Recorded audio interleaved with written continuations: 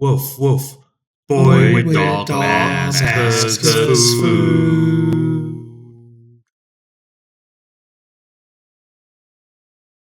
Welcome to the first episode of Boy with Dog Mask Cooks Food. And today I want to show you the basics of making chicken stock from scratch. I like chicken stock because it's a very versatile ingredient and you can use it for a lot of different dishes. I'm going to start off with peeling some root vegetables. What I have here is some carrots and a pink daikon. I saw the pink daikon in the supermarket and I thought it was kind of cool, so I picked it up. But it turns out it was just only pink on the skin. You want to save the peels here because they do have nutrition and they do add a little bit of flavor to the stock. So I'm saving them and I'm going to throw them into the pot. I'm going to be using a pressure cooker because it helps speeds up the process. It does make tougher meat a lot easier to cook. So I do recommend a pressure cooker. It's great for making stocks. And I'm top and tailing the root vegetables. And I'm going to also be saving them and using them for the stock. You do see me shave off the portion that's closest to the stem. It's a little dirtier, so it's a little hard to clean, so I just take it off. I'm taking the root portion of the scallions. They do add a nice sweet flavor to the stock itself, so I always find it nice to add those. And now I'm peeling the shallots. I'm taking off the paper, and I'm taking off the first layer, and I'm actually not using it. But if you do, you could use that first layer. The paper, I don't feel like it adds too much to it. So I would probably just throw away the paper in all cases.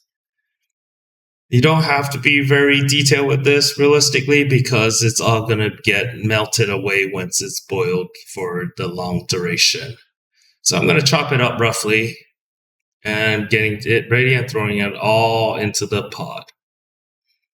And lastly, there's one more ingredient that I'm throwing in, which is the celery.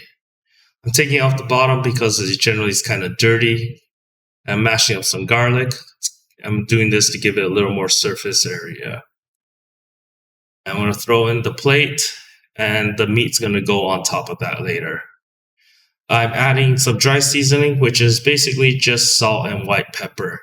And I'm choosing white pepper because it kind of disappears into the broth. And, depending on what you're trying to do, maybe you don't want large black pepper pieces in whatever you're cooking.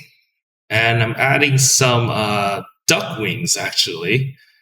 And they're big, and they aren't very good for eating, but they're good for making stock. And here now is the start of the show.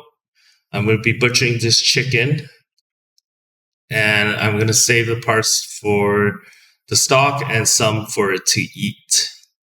So the neck has a lot of skin, and the skin does have quite a bit of fat. If you want your stock to be not as fatty, you could remove the skin. But I'm adding it today. I'm butchering it really quickly. I'm separating the thighs and legs. And all I'm doing is just cutting it right through, breaking the joint, and cutting right through to the joint. And I'm making a little ring around the legs so I could break off the feet itself. Now, the feet itself is actually pretty tasty. Chicken skin does generally taste pretty good, and chicken feet is pretty much just skin. So if you cook it correctly, it's nice and tender and gelatinous, and the skin just falls right off. If you season it correctly and marinate it, it does taste pretty good. So I'm separating the other side as well. And now I have leg and thigh and chicken feet. And now I'm going up to separate the trunk and wings.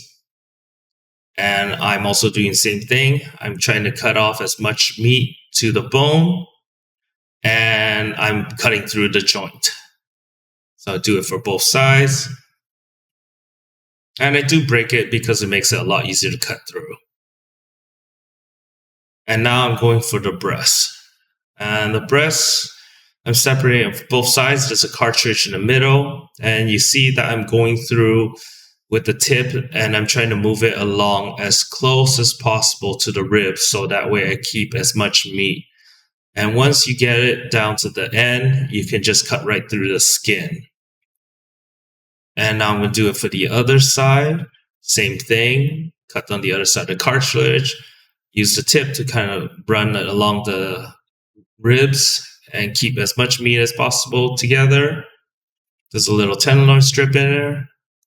That's what you make chicken tenders from. And I'm peeling it right through, cleaning up the skin so I get nice chicken breasts. Sorry, the video's a little overexposed. This is the first time I'm actually doing this and using Premiere Pro. So I'm not very good at this. So this is my first time doing this. And now I'm breaking the rest of the cartridge, the carcass, sorry. And I'm breaking it into smaller pieces just so that way when I throw it in, it is a little easier to keep it submerged. And I'm throwing the chicken feet because I'm not planning it to eat those. I got 2 breasts, 2 wings and drumsticks, and 2 thighs and legs. And I just added water and some fish sauce for flavor. I'm using some Tupperware to store this so that way I can use it later to cook. It's gonna take a while for the stock to get ready. So I'm boxing them together by what type of meat they are, so it's easier to find them later. And now it's been about 6 hours since I started cooking it, and I'm straining it through. You could probably have done this in 3 hours, but I decided to run it a little longer because there's no harm in running it a little longer. And I'm straining it through to help catch any of the larger bits or any of the things that have broken down. And when I pull up, it does pull a little bit of fat.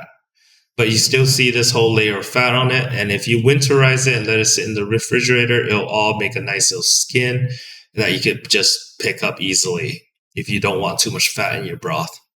Now I'm coming back and bringing out all the meat. I'm planning to poach all of them. Since I'm planning to eat them or make dishes out of them in this video. And I throw back some of the broth and I'm putting it back in the cooker. And on the stove it goes. And this also helps to add extra of the chicken flavor back into the stock. So cooking it in its own juices gives it more flavor to the meat, and the meat itself adds to the stock. Now I'm coming through and bringing out the vegetables I cut earlier, and I'm cutting them into very large chunks here because I'm just making a Japanese style oden, and this is going to be cooked in for quite a bit of time. So I want the big pieces so they're easier to pick up later to eat. I'm going to save the last carrot for something else because the pot's already going to be pretty much filled with the daikon. I still have a couple more things to add in. You could also add in mushrooms. Mushrooms are wonderful, and they do complement the flavor very well. But I didn't buy any mushrooms, so I'm not using mushrooms in this one. So I'm going to wash them and keep them aside. And now I'm adding pork bones to this. These are basically baby back pork ribs that has been cut to be smaller pieces. But I also don't want to make these strips too small because then they'll fall apart. So in goes the vegetable, in goes the pork ribs, and then I'm going to cover the whole thing with the chicken stock. And then it's going to go on the stove, and it's going to cook for an hour or 2.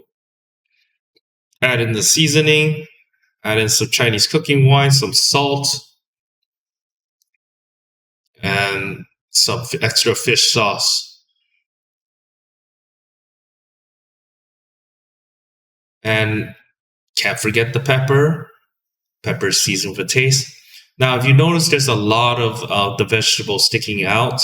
When you cook it, they're going to also release more of their water content. and it does also add flavors. Now going back, my chicken has finished poaching, and I'm going to be pulling them out from the stock.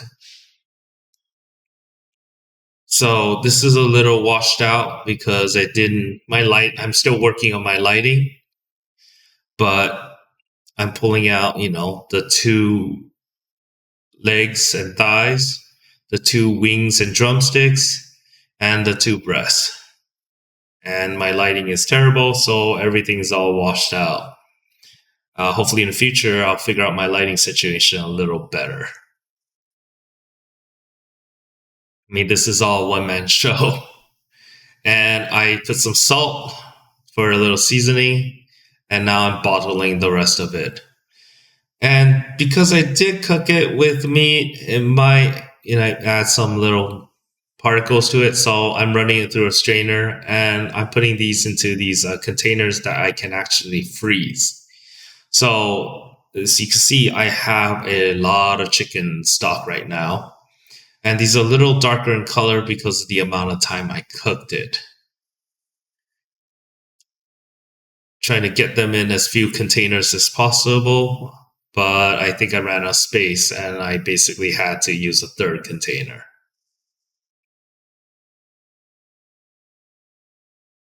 So that one being the least, I'm going to use it first.